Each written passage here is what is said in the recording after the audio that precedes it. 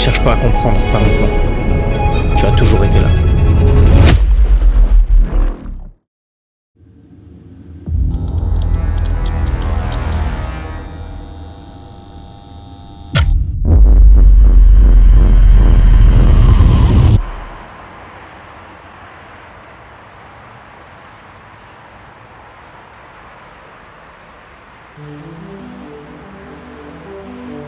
Le bus arrivera, tu t'assoiras comme d'habitude, ta vie t'attend exactement là où tu l'as laissé.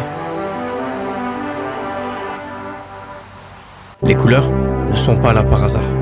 La chaleur, le froid, l'ombre qui avale, la lumière qui ment. Je suis là pour t'apprendre les bases.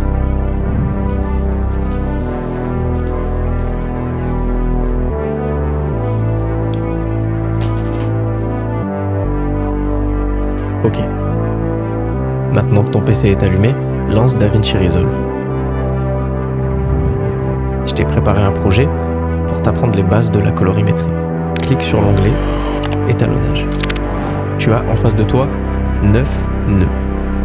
Chaque nœud correspond à une étape d'étalonnage et je vais te guider pas à pas.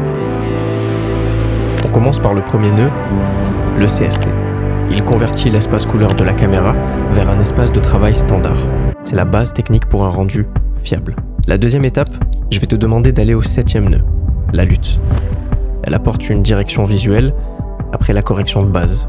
Tu vas faire un clic droit sur ton nœud, lutte, film look, et tu vas venir choisir le Kodak 2383 D60. Retourne au deuxième nœud. Et à partir de maintenant, tout va se dérouler dans l'ordre chronologique. L'exposition. On ajuste l'exposition pour récupérer les informations dans les ombres et les hautes lumières. L'objectif, une image équilibrée et exploitable. Et pour ça, tu vas utiliser les roues primaires. Le lift, gamma, gain, les contrastes. Ils définissent la séparation entre l'ombre et la lumière. Le pivot choisit le point d'équilibre. Utilise le curseur contraste dans les roues primaires. Ajuste le pivot pour éviter de brûler les hautes lumières ou d'écraser les noirs. La saturation. On ajuste l'intensité des couleurs tout en gardant un rendu naturel. Commence autour de 45 à 55. C'est une valeur standard.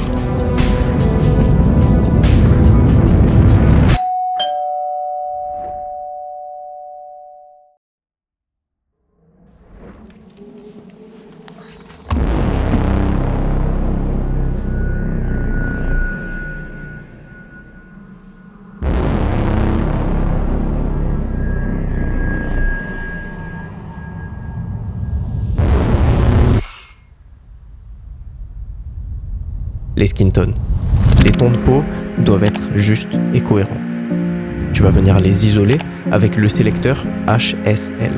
Joue avec la nuance, la saturation et la luminance pour sélectionner seulement tes tons de peau. Une fois que c'est fait, baisse la saturation entre 30 et 35. On va faire la même chose pour l'arrière-plan. On ajuste l'arrière-plan pour mieux séparer le sujet. Isole-le donc avec le sélecteur HSL et dans la roue primaire gain, tire le sélecteur vers le bleu cyan. Une fois que c'est fait, baisse la saturation à 35. Le 7e nœud et le lutte, on s'en est occupé tout à l'heure, alors on passe au vignettage et au grain. On ajuste du focus visuel et de la texture. Et pour ça, je vais te donner un petit secret. J'utilise le Film Look Creator. Je viens désactiver toutes les options, sauf le vignettage et le grain.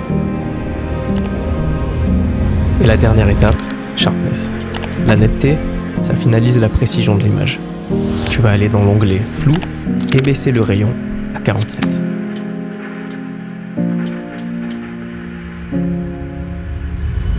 Bon, c'est pas mal. Putain, c'était long! Mais c'est pas professionnel. Mais j'ai mieux et plus rapide. Ah bon? Regarde, on va tout réinitialiser et tu vas venir glisser ce qu'on appelle une power grade. Ma power grade, celle que j'ai confectionnée, créée. Et voilà, en quelques secondes, t'as un rendu cinématique. Non. J'ai passé toute la nuit. Je suis fatiguée. Et t'attends la fin de tes explications pour dire ça. Je vais me coucher. Ne me remercie pas. Cette power grade, C'est des années de travail condensées. Tout est plus professionnel. Tout ça pour rien. L'exposition, les contrastes, jusqu'à la saturation. Tous les nœuds que tu vois ici ont été travaillés encore et encore. Putain, je suis claquée. En plus, demain, je dois faire quoi demain? Pourquoi je me souviens de rien?